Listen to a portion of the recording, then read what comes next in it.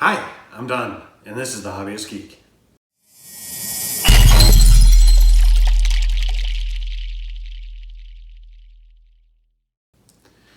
Welcome back, y'all. I hope today is going to be a really exciting day. With any luck, we're going to be finishing off our Megatron build with part 3 of this Megatron series. I gotta tell you though, the math isn't exactly with us. The Optimus Prime build took 31 hours, and with parts 1 and 2 combined, we're only at 14 and a half. So, assuming Megatron takes the same amount of time, we're still less than halfway there. And I can tell you there's still a lot of metal left. But I'm really gonna do everything in my power to try and finish off both of the legs and get this guy finished up in this video in time for me to upload it to you guys. But enough talking, why don't we just get right to the build?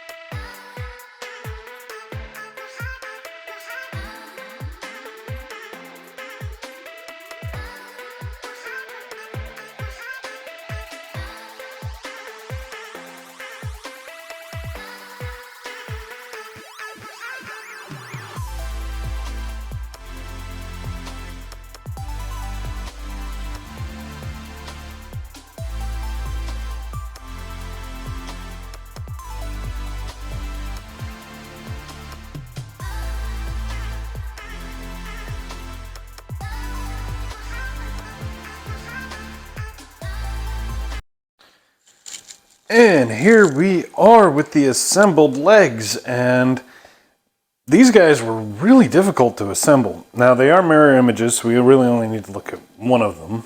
But we'll begin up here with the thigh, and you can see we've got all this wonderful laser etch detail here. Some of these nice pop-ups. This is actually really good. They did get rid of a lot of the gapping, unfortunately. But they do have a little bit of gapping in here, and deep down inside they've got some paint apps on the back plate. So you've got a little bit of a silver piston here, little yellow dot, make it look like there are things on the inside. And on the back of the thigh, we've got some more paint apps up here, but we've actually got some piston work that is actually visible, which is a lot different from the arms, where we did all the piston work and then they hit it. Well, this time around, it's nice and visible. Coming down, we've got the back of the knee here and the whole knee joint. It's really nice. We've got some nice detailed both paint apps and separate pieces of different colors. shining through. Nice little layered work there, which comes out quite nice. Coming down the front, each of these little pieces is a separate addition. I'm not sure why they didn't just laser etch that, but it does look kind of cool.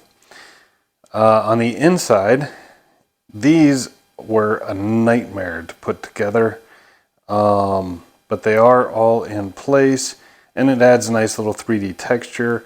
No one's ever going to see it, unfortunately, unless you're really, really looking. But the casual observer is not going to notice. Got a little cylinder here. Nice little gold detailing along here. Down here we've got some awesome paint apps as well as 3D elements to throw together. And I mean, it really makes it look nice, makes it pop a little bit.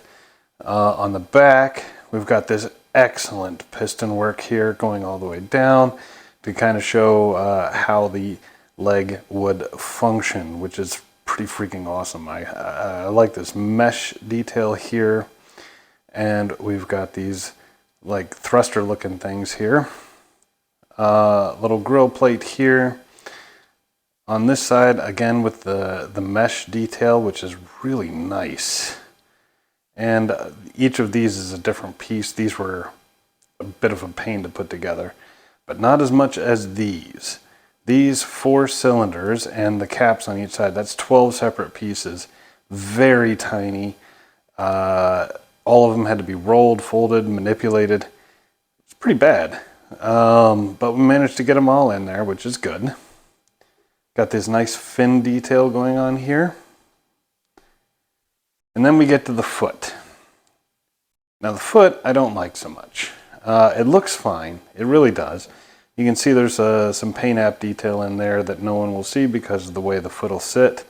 We've got some nice laser edge detail, which is great. But then you come over here and you've got all of this detail in here, and there's a whole bunch more right in here, and then they cover it with the leg. So you go through all of this assembly process and then you hide it, so even you can't see it. I'm not particularly fond of that. It's like work for the sake of work. But all in all, I think these legs really came together nicely. But what say we take these, we get the rest of the parts, and we put it together for the final show.